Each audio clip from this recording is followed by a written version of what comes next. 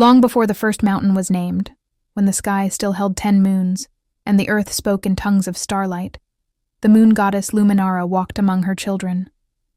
She wore a crown of silver stars, each one forged from the dreams of every living thing. But jealousy festered in the heart of her brother, Malachor, the god of iron and flame, who coveted her power. On the night of the 1,000-moon convergence, Malachor struck. He shattered her crown with a hammer of black steel, and one star fell like a tear from the sky, crashing upon the whispering peaks. Its heart sank deep into the earth and grew into the great oak, a tree that pulsed with the essence of balance itself. Its shards scattered across the land, transforming into star iron, metal that could heal or destroy, depending on the hand that wielded it. In her grief, Luminara bound 2 peoples to protect what remained: the wolves of the 7 realms, who would guard the star iron shards and keep the earth in harmony, and the humans of the forge, who would shape star iron only for creation, never for conquest. She left a prophecy etched into the bark of the great oak. When brother turns against brother, and pack turns against pack, a bridge will rise, woven from blood and love, to mend what was broken. But if darkness feeds on selfishness, all will burn beneath the empty sky. For 1,000 years the pact held. But power corrupts and memory fades. The Ambo Valley is a pocket of eternal spring, ringed by mountains that catch the light like polished crystal. A shimmering veil of condensed starlight protects it, visible only to those with pure intent, impenetrable to all others. Within its borders, the air tastes of honey and rain, and every stream carries whispers of the past. Alpha Tora, an enormous wolf with fur like storm clouds and eyes of molten gold, patrols the perimeter with a heavy heart. For 3 moons he has been receiving messages from the other packs, each one more desperate than the last. Beside him walks Elder Mira, her silver fur streaked with white, her body bent by centuries of life, but her mind sharp as flint. "The barrier hums not just with presence, Tora," she says, lowering her head to drink from the moon pool, a circle of water that shows fragments of the future. "It hums with doubt. Look." The pool ripples, and images flash across its surface. A human village burning, a wolf pack bowing to iron weapons, the great oak blackened and bare. Tora's jaw tightens. The other alphas think we hoard our bounty. They don't understand. We guard the heart of everything. If we open our gates, we risk letting Malachor's shadow in. In a nearby clearing, Kael, the moon-blessed son of Luminara, born once every 500 years, trains with staff and claw. He moves with impossible grace, his movements leaving trails of silver light that linger in the humid air. But beneath his strength lies a deep loneliness. He has never known another of his kind, raised only by wolves who see him as both savior and outsider. As he practices his forms, visions flood his mind with greater intensity than ever before.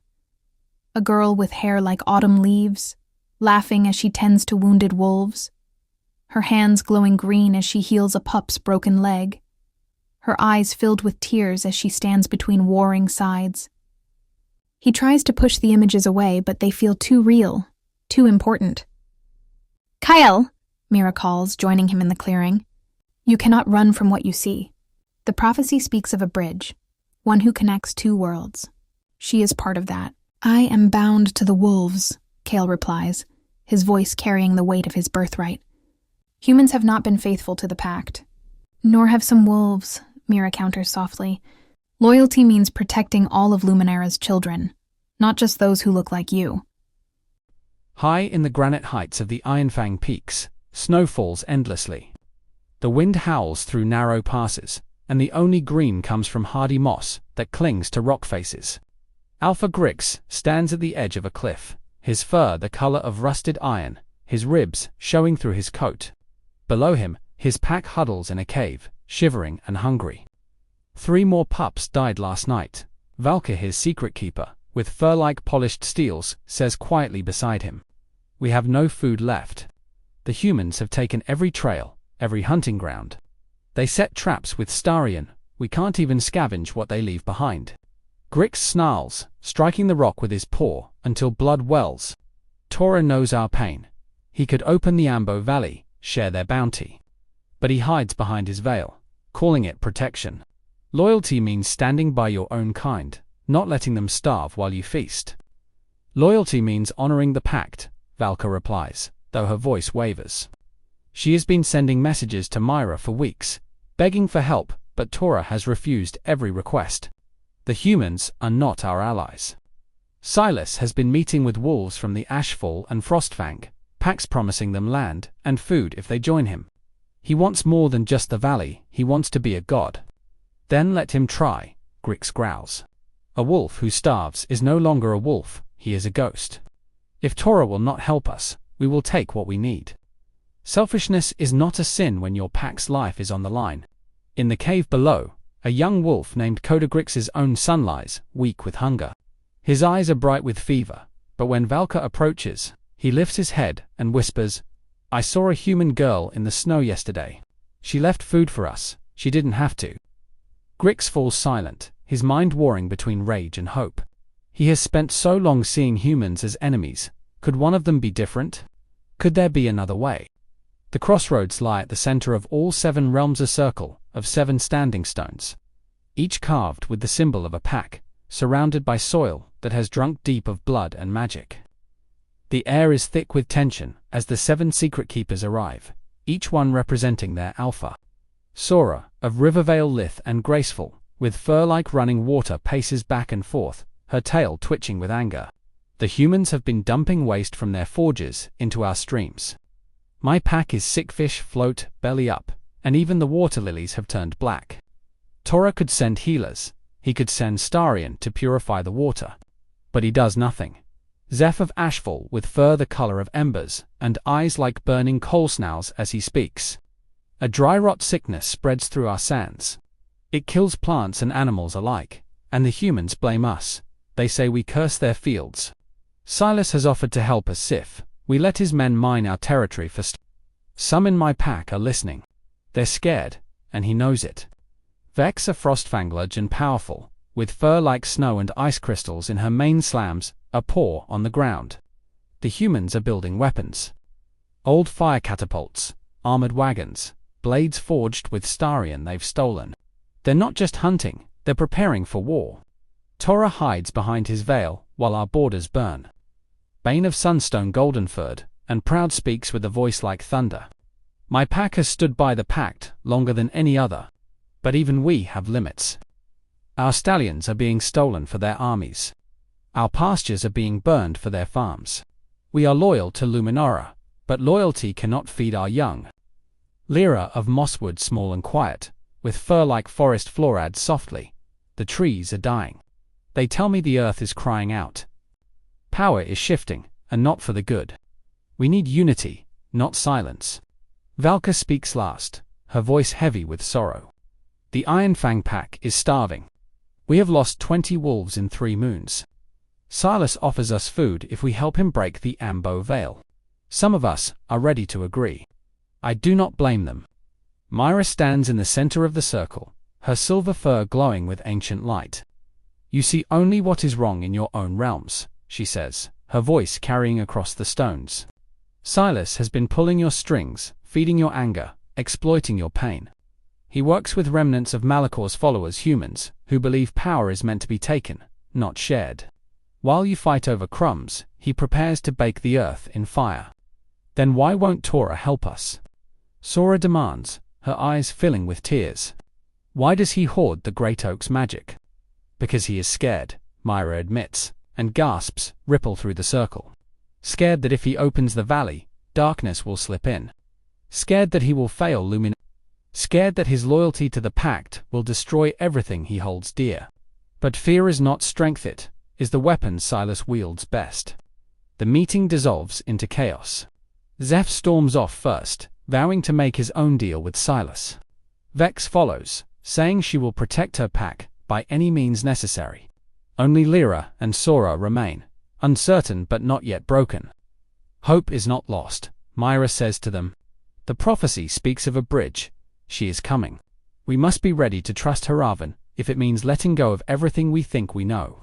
Elara moves through the Starwood Forest with care, following the map's markings but relying on her grandmother's teachings to guide her. She knows which paths are safe, which plants will hide her scent, which streams will lead her home. But Silas's elite trackers are close behind. Brina leads them, her eyes sharp as she follows every footprint, every broken twig. They're heading for the Ambo border, Brenna says, her voice cold as ice. Silas wants the girl alive. She knows things we don't. But if she reaches the wolves, kill her. A traitor is more dangerous than an enemy. Elara can hear them getting closer, branches snapping, voices carrying on the wind. She pushes herself harder, her lungs burning, her feet aching. As she rounds a bend near the valley's edge, her foot catches on an ancient root, and she tumbles to the ground. Brenna emerges from the trees, a crossbow leveled at Elara's heart. "You should have stayed in your shop, little healer," she says, a smile playing at her lips. Silas would have been merciful. "The wolves will not be—" Just as she pulls the trigger, a shadow descends from above. Kael lands like a meteor, his body surrounded by silver light that shatters the crossbow bolt into dust and sends a shockwave rippling through the forest. The trackers' weapons crumble in their hands, and they stumble back in fear. Kael turns to Elara, and their eyes meet, green like new leaves, silver like the full moon. The visions he has seen flood his mind again, but this time he knows they are real. "You," he breathes, his voice vibrating in her mind, "a gift of the moon blessed. The one from my dreams. The bridge." Elara stares up at him, her heart racing not with fear, but with recognition. She has felt his presence her whole life, a pulse in the earth that matched her own. She reaches for her amulet, and it glows bright green, matching the silver light that surrounds him. "I know you," she whispers, pushing herself to her feet. "My grandmother spoke of you, the moonblessed, who would come when the world needed a bridge." Before Kael can reply, Brenna recovers and shouts, "They're both dangerous. Fire." The remaining trackers draw knives, forged with stolen styrene, but Kael moves between them and Elara, his body radiating light that makes their weapons feel heavy and cold. "Leave now," he commands, his voice echoing with the power of Lub. "If you return, you will face not just me, but the wrath of all 7 packs." Brenna glares at them both, then signals for her men to retreat. "This isn't over," she snarls. "Silas will have what he wants, one way or another." Back in Oakhaven, Silas sits in his private chamber, surrounded by maps of the 7 realms and pieces of Starion he has collected over the years. Brenna enters, bowing low, but her eyes hold a hunger that matches his own. "She reached the wolves," she reports. "The moon blessed protects her." Silas slams his fist on the table, sending Starion shards scattering. "Then we speed up our plans. Contact the traitors in the Ashfall, and Frostfang Peaks, tell them the time has come. And bring me the girl's grandmother. If she won't betray her, we'll use the old woman to force her hand." Meanwhile, in the Ironfang Peaks, Grix faces a choice. Silas's messengers have arrived with crates of food and weapons. But they demand a price.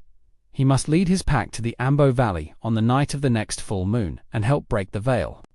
"Think of your son," the messenger says, holding up a bowl of stew. "Coda could be strong again. Your pack could thrive. All you have to do is be loyal to those who can help you, not to a dead goddess and a valley that doesn't care." Grix looks toward the cave where Coda lies, his breathing shallow.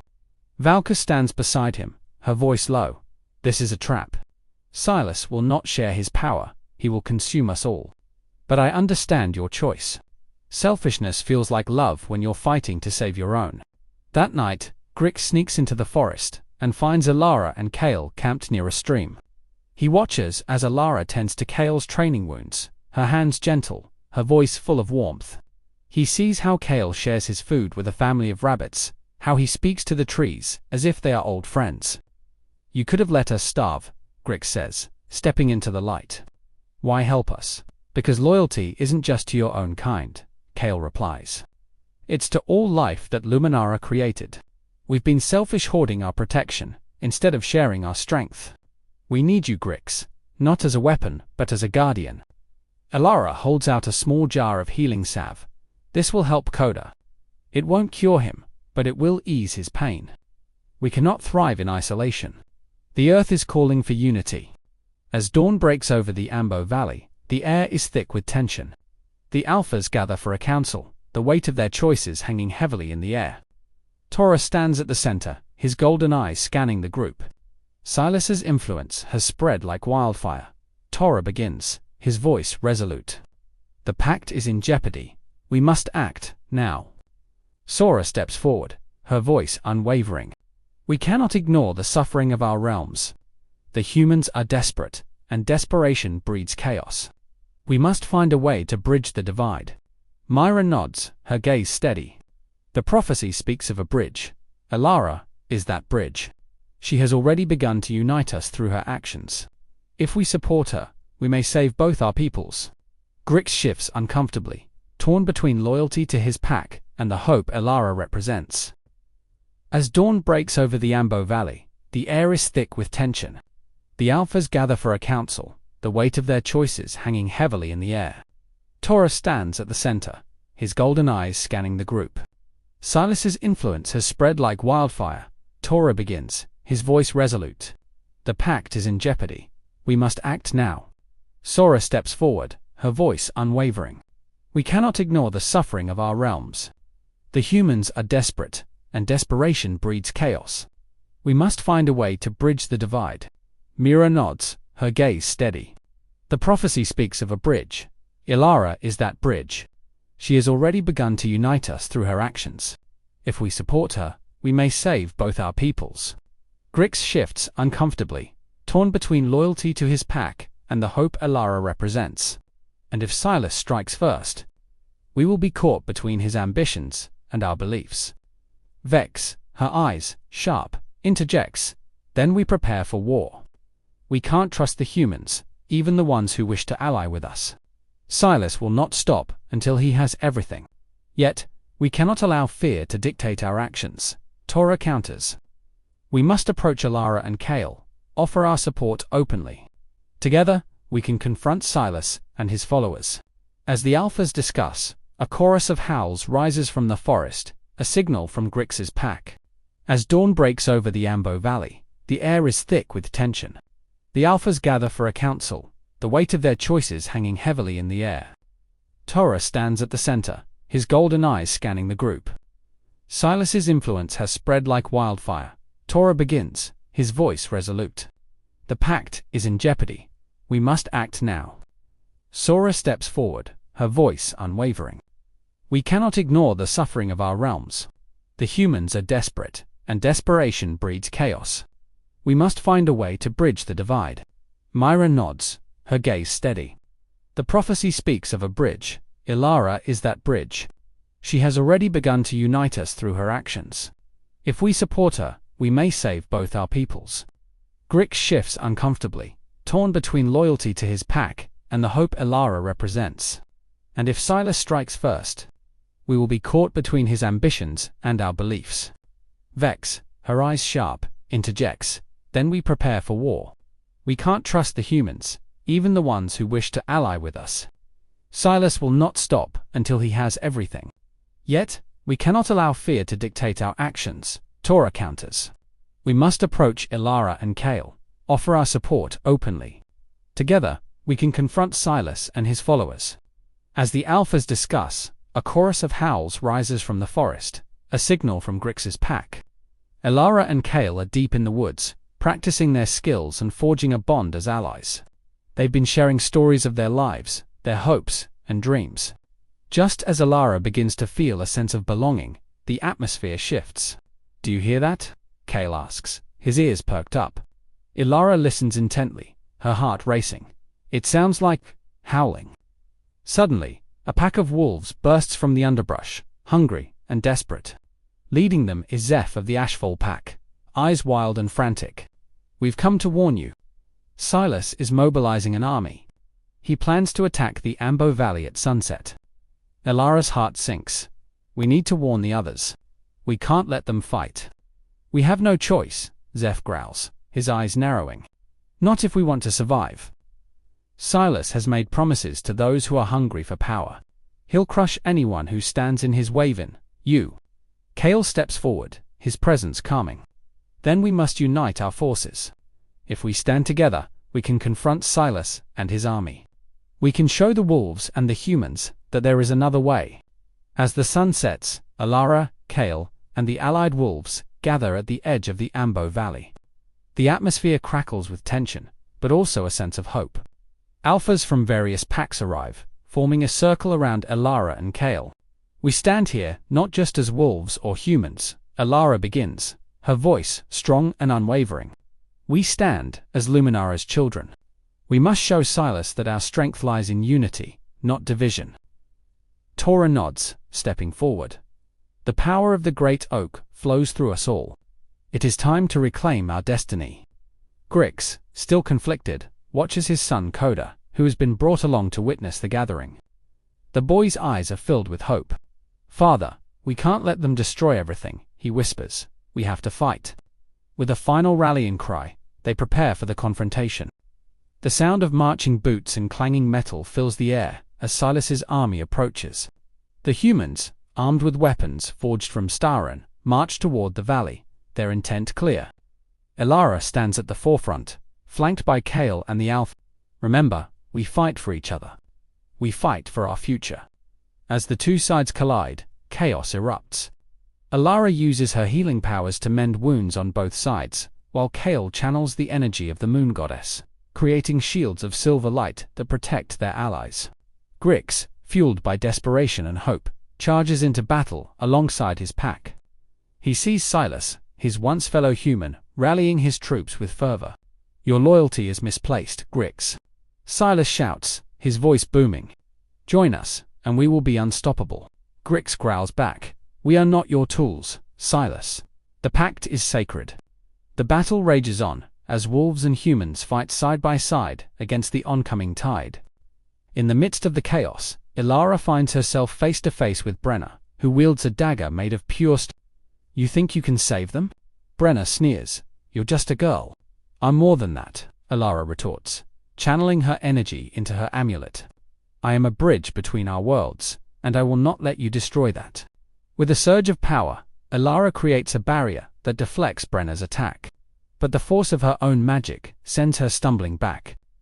Kael, sensing her struggle, rushes to her side, the silver light enveloping them both. Together, Kael urges, and they focus their energies, creating a wave of light that sweeps through the battlefield, stunning both sides. As the light spreads, the wolves and humans begin to hesitate, realizing they are fighting against one another rather than for a common cause. Tora's voice booms through the chaos, calling for unity. "We fight for our home, we fight for Luminara." The tide shifts as the allies come together, their shared purpose reigniting their strength. Grix leads his pack forward, finally accepting the power of cooperation as he fights alongside Elara and Kael. Silas watches in disbelief as the battle turns against him. "This isn't over," he bellows, retreating into the shadows. As dawn breaks over the valley, the air is filled with a sense of renewal. The battle has ended, but the real work is just beginning. Elara stands with Kael, Tora, Grix, and the other alphas, their hearts filled with hope. "We have a chance to rebuild," Tora says, looking at the gathering of wolves and humans. "Let us honor the pact and create a new future together." Kael glances at Elara, a smile breaking across his face. "You did it. You brought us together." Elara nods, her eyes shining. "We all did it, together." As they begin to discuss plans for the future, mirroring the growing light, the great oak stands tall and vibrant, a symbol of their unity, a reminder that balance can only be achieved through collaboration and trust.